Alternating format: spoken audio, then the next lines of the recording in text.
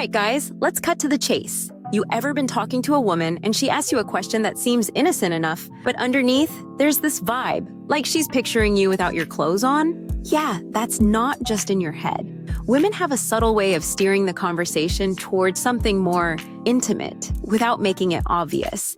And if she's asking you one of these 9 questions, she's not just interested in your personality. She's already imagining a lot more than that. 1. What's your type? This is the classic opener.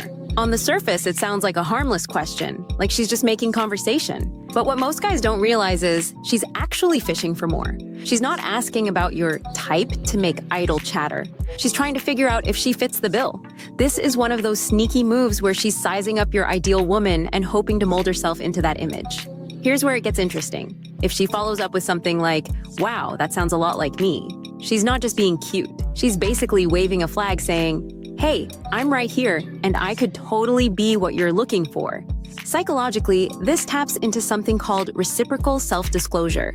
In simple terms, when one person reveals something personal, the other feels compelled to share back. So, when she asks about your type, she's not just listening. She's hoping you'll return the favor and ask about her type. And guess who's going to fit that description? You got it. She's angling to make sure you're picturing her just as much as she's picturing you. 2. Are you seeing anyone? This one is as subtle as a sledgehammer in the world of flirtation. She's not just making casual conversation, she's testing the waters. Is there space for her in your life, or is your attention tied up elsewhere? When a woman asks if you're seeing anyone, she's probing for an opportunity. Now here's something from Neil Strauss's book, The Game, that ties in perfectly. Strauss talks about the art of qualifying, where you subtly ask questions to gauge if someone meets your standards. When she's asking if you're single, it's a form of qualifying. She's trying to figure out if she should even bother pursuing you. And if she responds to your single status with, "That's surprising," she's not just being polite. She's already picturing herself taking that spot next to you. 3. Do you work out? Here's a question that seems innocent but has layers, just like an onion or maybe a well-toned bicep. She's not genuinely concerned about your cardio habits. Nope, she's thinking about what you look like under that shirt.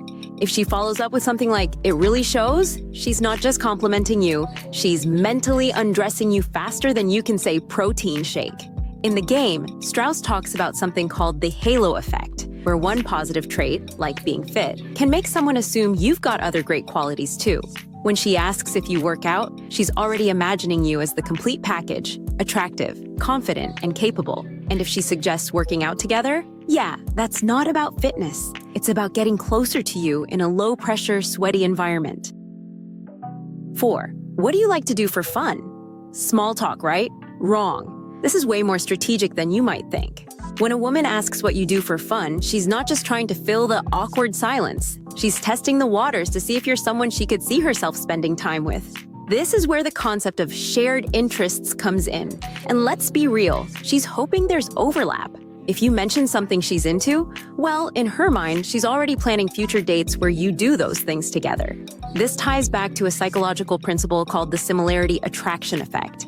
People are naturally drawn to those who share their interests.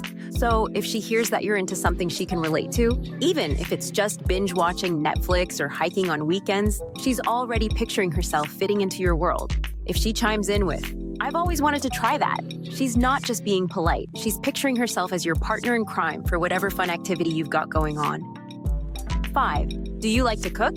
If she's asking whether you can whip up more than just a bowl of cereal, it's not because she's concerned about your nutritional health. Nope, this question is about something much deeper. Cooking signals domesticity, and she's picturing a cozy night in with you, maybe with a bottle of wine and some slow tunes playing in the background. In The Game, there's a technique called role-playing, where you subtly create scenarios in conversation that allow her to imagine the two of you together. When she asks if you cook and follows up with, "You'll have to make me something sometime," she's playing right into that. She's imagining a scene where it's just the two of you, alone in the kitchen, and let's be honest, the food isn't the main course. 6. What's your ideal date? This is another one of those questions that seems like casual conversation, but is actually loaded with deeper intent. When she asks what your ideal date looks like, she's subtly planting herself in that picture. If you describe something romantic, she's imagining herself there with you, living out that fantasy. Here's the kicker. This taps into a concept called visualization. By asking you to describe your perfect date, she's nudging you to mentally create a scene. And guess who's starring in that scene? Yeah, she's hoping it's her. If you describe something she enjoys, she's mentally locking herself into that date before you even suggest it. She's practically picking out her outfit already. 7. What's your love language? Now, this one might sound like it's straight out of a relationship therapist's office, but trust me, it's strategic. When she asks about your love language, she's not just trying to brush up on her psychology knowledge. She's gathering information on how you express affection, and more importantly, how she can tap into that. If she starts talking about her own love language right after, she's giving you a roadmap. It's her way of saying, here's how to win me over. She's sizing up whether you're a good fit emotionally and figuring out if the two of you could click in a deeper way. And if your love languages align, oh, she's already imagining how you'll express affection to her down the line. 8. Do you believe in soulmates? This one's a bit deeper than your typical lighthearted flirting. When she asks if you believe in soulmates, she's not just making conversation. She's testing the waters to see if you're open to a serious connection. She's looking to gauge whether you're the kind of guy who's open to something more meaningful, or if you're just in it for a fling. And here's where it gets interesting. If you say yes, you believe in soulmates, she's already casting herself in that role. She's picturing herself as your soulmate, the one who's meant to complete you. It's a subtle shift from flirty banter to something a bit more serious. And if you lean into it, she's mentally placing herself in that future with you. 9. What's your biggest turn-on? All right, now we're getting into the juicy stuff. This question is a game changer because it takes the conversation from casual to very personal. When she asks what your biggest turn-on is, she's not just gathering intel for fun. She's testing how bold she can be with you, and she's also gauging whether what turns you on is something she can deliver. In the game, Strauss talks about the importance of building sexual tension without being overt. This is her way of ramping up the tension while still keeping it within the bounds of conversation. She's not just asking this to be nosy, she's trying to figure out if she can match up to what you desire, and she's already thinking about how to use that information to her advantage.